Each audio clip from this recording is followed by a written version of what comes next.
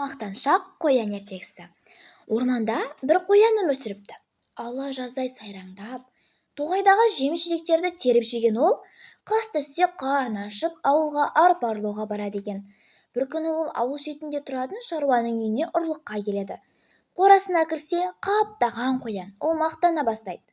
Сендер үйде тұрсаңдар қайтейін, мен сендерден бәрібір артықпын. Менің мұртым мұртақ, сендердікіндей емес.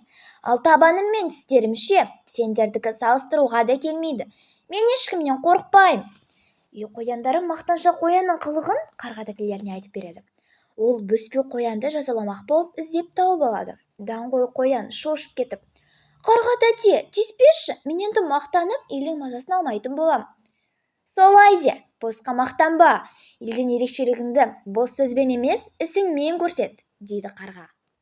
Арада біраз күн өткен соң, бірде қараса, әлгі қарғаны иттер талап жатыр екен. Жаны ашып кеткен қоян құтқармақ болады. Иттердің назарын өзіне аударып тұра жүгіреді. Қарғаны тастай салған иттер қоянды қуа жөнеледі, ал қоян қашып құтылады.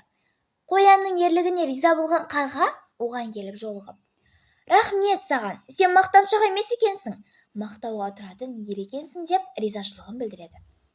Осымен ертегі аяқталды. Сау болыңыздар. Сіздермен бірге Нұрболатқызы Ақерке.